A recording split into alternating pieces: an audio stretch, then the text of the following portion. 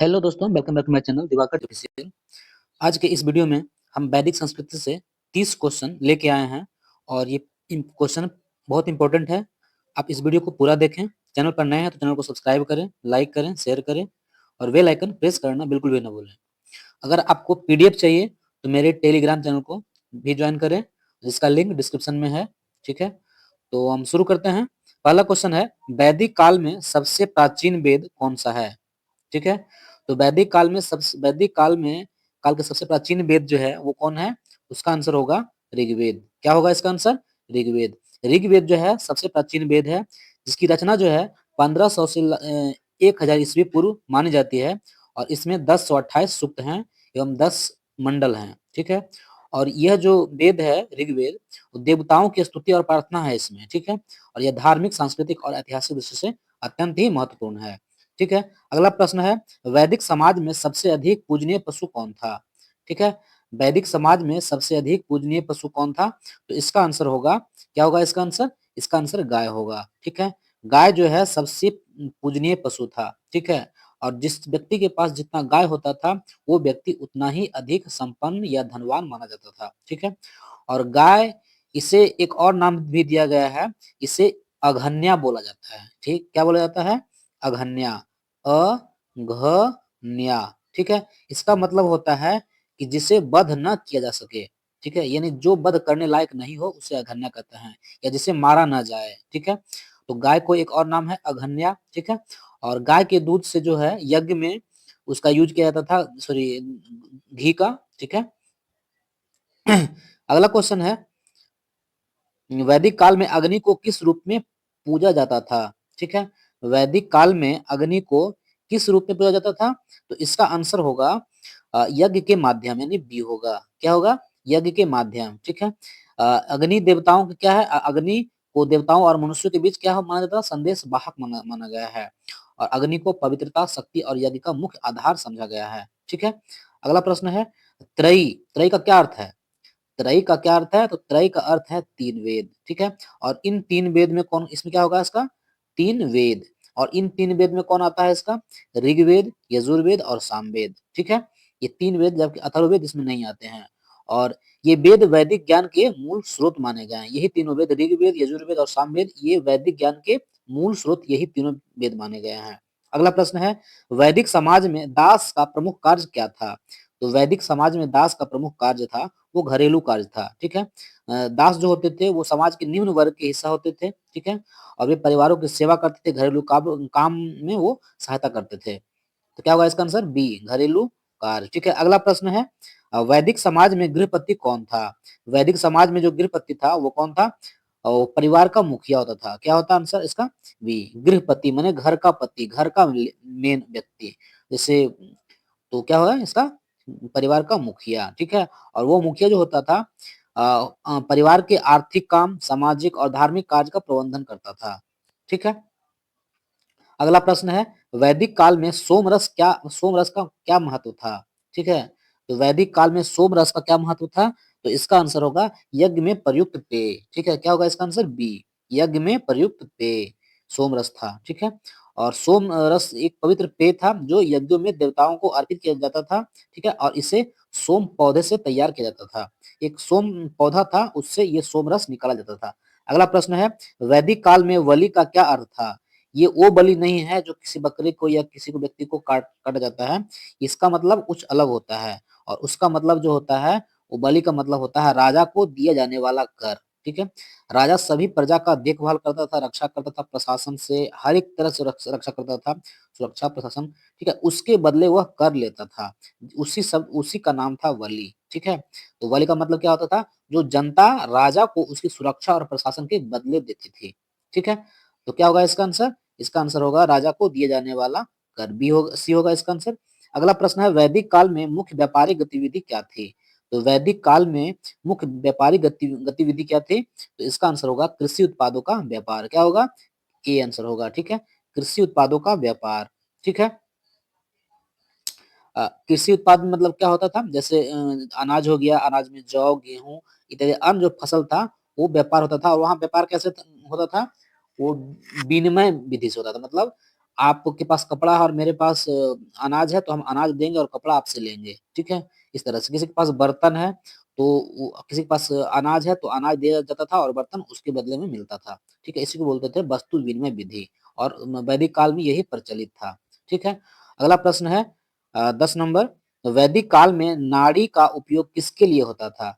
तो वैदिक काल में नाड़ी का उपयोग जो होता था आयुर्वेद के लिए, मतलब अगर कोई व्यक्ति बीमार पड़ गया, कोई व्यक्ति की सर्दी है, खाँसी है, तो जो डॉक्टर होते थे यानी उस समय के आयुर्वेदाचार्य, वो नाड़ी देखकर ही उसका इलाज करते थे, ठीक है? तो नाड़ी से क्या मतलब हुआ? आयुर्वेद से मतलब है, ठीक है?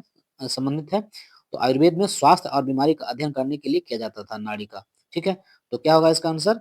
सी होगा। अगला प्रश्न है, वैदिक काल में ऋतु का क्या महत्व था? वैदिक काल में जो ऋतु है था, ठीक है? ऋतु का महत्व इसमें से सभी होगा। जैसे ऋतु का यज्ञ का समय निर्धारित करना, किसी कार्य का समय निर्धारित करना, सामाजिक उत्सव, उपरोक्त सभी, ठीक है? तो ऋतुओं के आधार पर यज्ञ, कृषि और सामाजिक उत्सव आयोजित किए जाते थे, वही है ऋतु, ठीक है? तो इसका आंसर होगा डी होगा। अगला प्रश्न है, वैदिक काल में शिक्षा का मुख्य उद्देश्य क्या था? तो वैदिक काल में शिक्षा का मुख्य उद्देश्य जो था, वो था वेदों का अध्ययन। क्या था इसका आंसर?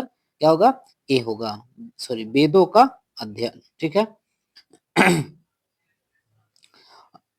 ब्रह्मचारी का प्रमुख कर्तव्य गुरुकुल में रहकर वेदों और अन्य शास्त्रों का अध्ययन करना होता था, ठीक है? अगला प्रश्न है 14 नंबर, सॉरी 13 नंबर, वैदिक काल में ब्रह्मचारी का क्या महत्व था? तो वैदिक काल में ब्रह्मचारी का महत्व जो था, वो था अ, वेद का अध्ययन करना। क्या होगा इसका? वेद का अध्ययन करना, ठीक है? ये होगा इसका आंसर। वेद का अध्ययन करना क्या होता था? वैदिक काल में ब्रह्म मतलब किसी व्यक्ति को ब्रह्मचारी का क्या काम होता था? वो वेद का अध्ययन करता था। कहाँ करता था? गुरुकुल में रहकर करता था। अगला प्रश्न है, वैदिक संस्कृति में राजा के चुनाव का आधार क्या था? वैदिक संस्कृति में राजा के चुनाव का आधार, कोई व्यक्ति राजा कैसे बन सकता है? उसके पास ताकत होना चाहिए और बुद्धि होना चाहिए। दो चीज रहे तभी वो राजा बन सकता है।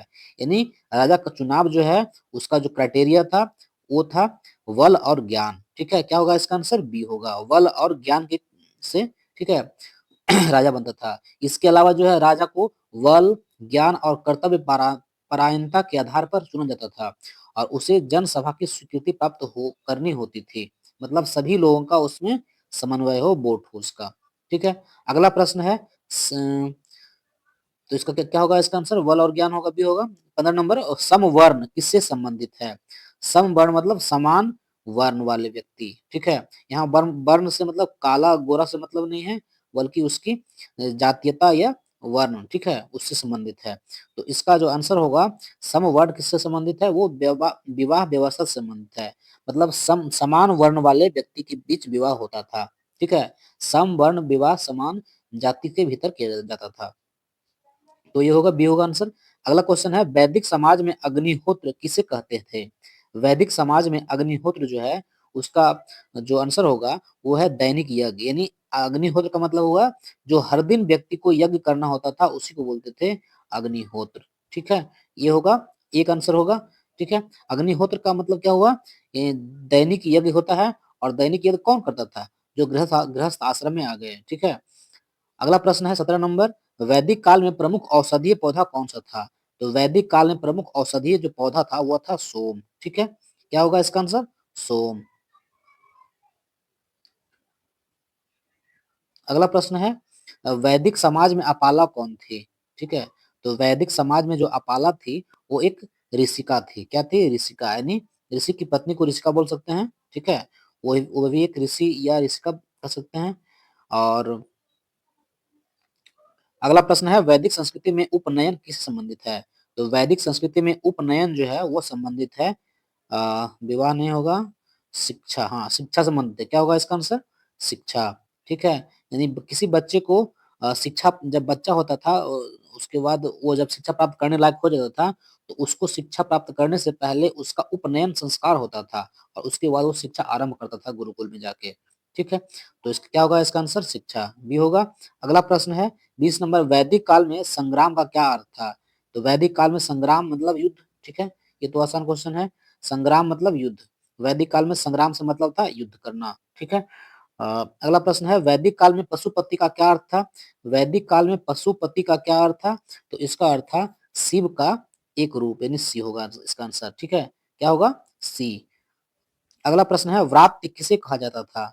व्रात्य, व्रात्य जो होते थे किसे कहा जाता था? इसका मतलब होगा, इसका क्या होगा इसका आंसर?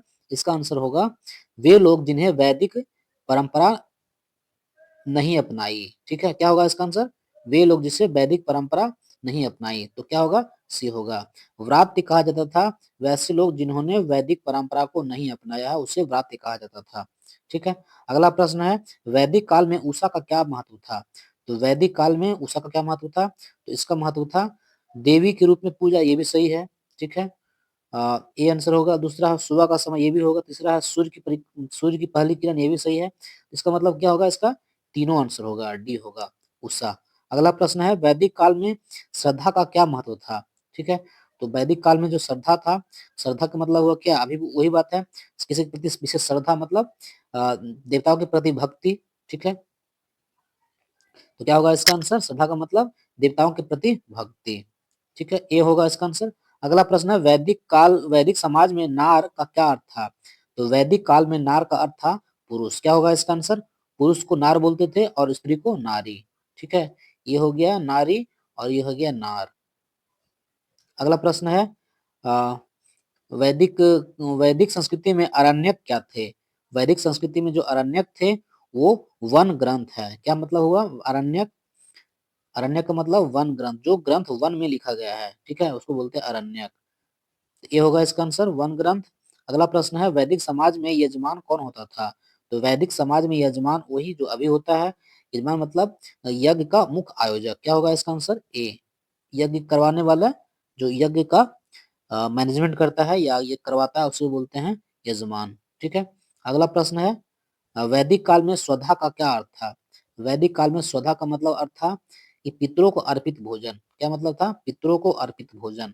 स्वधा वह भोजन था जो पितरों को अर्पित किया जाता था। ठीक है, अगला प्रश्न है 29 नंबर वैदिक समाज में गृह सूत्र का क्या अर्थ था?